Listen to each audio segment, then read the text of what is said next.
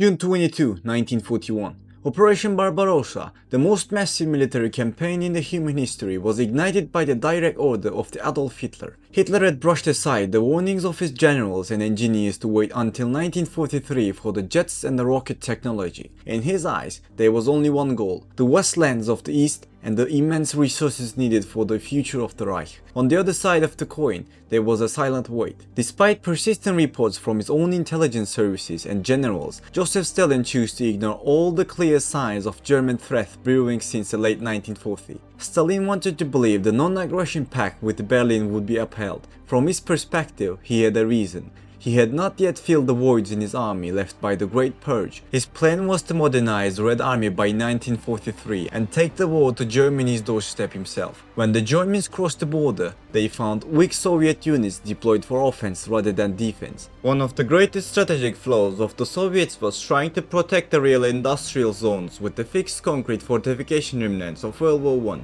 Similar to the Maginot Line, the Brest fortress in Belarus is a great example for this. Despite resisting far more than expected, it could not survive being bombed by the Luftwaffe. In just 6 months, the fact that the Wehrmacht troops reached the gates of Leningrad, Moscow and Stalingrad shocked the entire Soviet Union. After taking Crimea in the south, the Germany's next target was the Baku oil fields. But at the critical juncture, Hitler made the mistake that would change the entire fate of the war. He split the army. First group, led by a Friedrich Paulus, would head towards the prestige target of Stalingrad, while the second army would strike deep into the Caucasus. Although strategists like Erich von Manstein argued that splitting the army was a logistical suicide, Hitler didn't listen to him.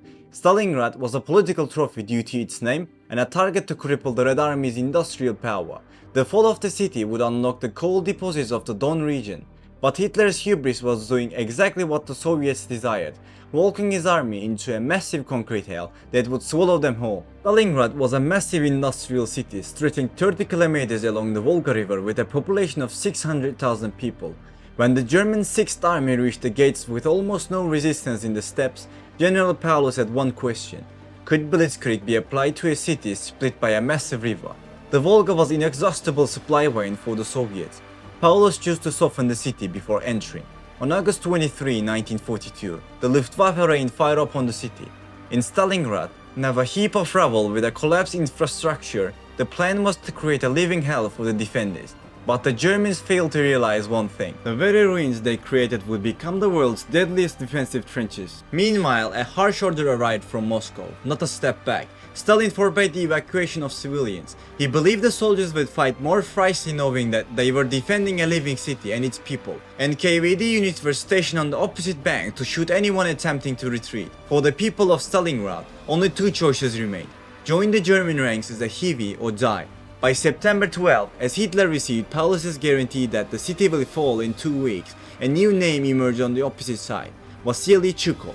Taking command of the 62nd Army, Zhukov established his headquarters at the most dangerous point, Mamayev Kurgan.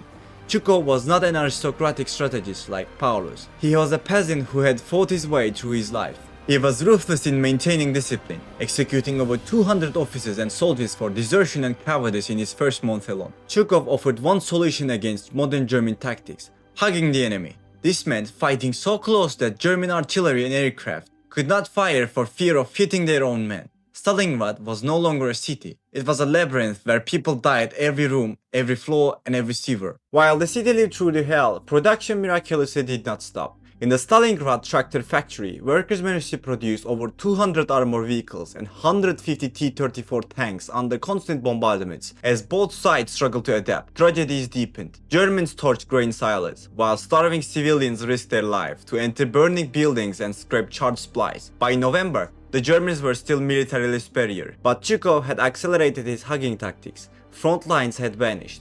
Every standing building was a fortress. Zhukov was losing 3,000 soldiers a day. But the German army was also eroding. Hitler ordered one last mandatory assault to seize the factories and split the Red Army. This blow was heavy. Germans used flamethrowers to burn makeshift Soviet bunkers, hunting guerrillas like clay pigeons. However, behind the German superiority in the center was a massive hole. The flanks were held by poorly equipped Italian, Hungarian and Romanian troops. Chief of Staff Franz Haller had been warning Hitler since early November. A strike from across the river against these weak flanks will be the end of the 6th Army. But Hitler was obsessed only with the fall of the city. He didn't believe the Soviets had the strength for a counterattack. He dismissed Halder for his persistence. With the arrival of November, the brutal winter struck like an executioner. For the German infantry, the true disaster began. Food and water vanished, an unbearable lice infestation broke out. Supplies carried by mules and donkeys from surrounding villages were not enough. On the Soviet side, conditions were equally grim. Supply was carried by trucks over the frozen Volga, but lines were so chaotic that the Soviet supply trucks sometimes accidentally drove into the German positions. Amidst this ruin, one hope remained for the both sides: snipers. Propaganda machines turned these marksmen into the heroes to bolster the shattered morale of the troops. And the long-awaited moment had arrived. Zhukov had waited for the competition of massive army of 1 million men, which had been secretly prepared since September. Operation Uranus, launched on the morning of November 19, shattered the German flanks, the very wings they had always mistrusted. The circle was closing. History was being rewritten. By the end of November, the German 6th Army suddenly found itself trapped within a colossal encirclement. Approximately 300,000 German soldiers were cornered amidst these ruins. Although the Germans shifted to a defensive posture they called Hedgehog, the situation was hopeless. Both supplies and ammunition had dropped below critical levels. Supply lines were completely severed, and there was no possibility of retreat.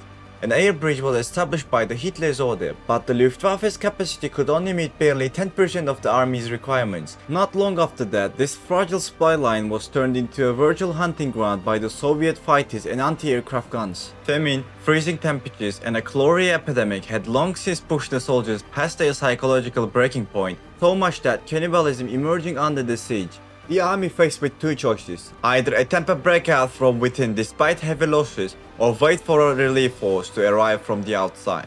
Hitler ordered Paulus to stand and defend. After nearly a month of resistance, Erich von Manstein launched Operation Winterstorm with his army. Manstein managed to advance within 50 kilometers of Paulus's position. However, Hitler's refusal to allow Paulus to move and his failure to authorize a simultaneous counter-breakout extinguished this final hope.